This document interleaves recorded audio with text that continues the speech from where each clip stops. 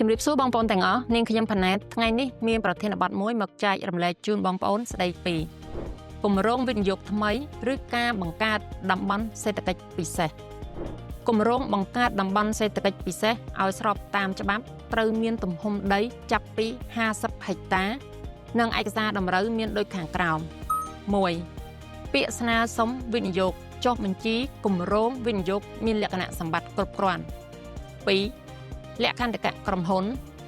3. លិខិតឆ្លងដែនសម្រាប់ជនជាតិបរទេសនិងអត្តញ្ញាណប័ណ្ណសម្រាប់ជនជាតិខ្មែរ 4. លិខិតថ្កោលទោសសម្រាប់សមាជិកភាគហ៊ុននិងក្រុមប្រឹក្សាភិបាល 5. រូបថតសម្រាប់សមាជិកភាគហ៊ុននិងក្រុមប្រឹក្សាភិបាលទី 6 ក្នុងករណីម្ចាស់ភាគហ៊ុនជានីតិបុគ្គលត្រូវភ្ជាប់ឯកសាររួមមានវិញ្ញាបនបត្រចុះបញ្ជីពាណិជ្ជកម្មរបស់នីតិបុគ្គល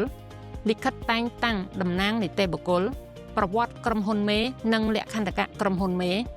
លិខិតសុំប្តូរពីក្រុមហ៊ុនធម្មតាទៅក្រុមហ៊ុនវិនិយោគមានលក្ខណៈសម្បត្តិគ្រប់គ្រាន់ចំណែកឯទី 7 គឺជាឯកសារបញ្ជាក់ទីតាំងព័ត៌មានលម្អិតបងប្អូនអញ្ជើញមកក្រុមហ៊ុន Dynamic Accounting Service ហៅកាត់ DS ឬជួយចុច like ឬ comment នៅខាងក្រោមសូមអរគុណ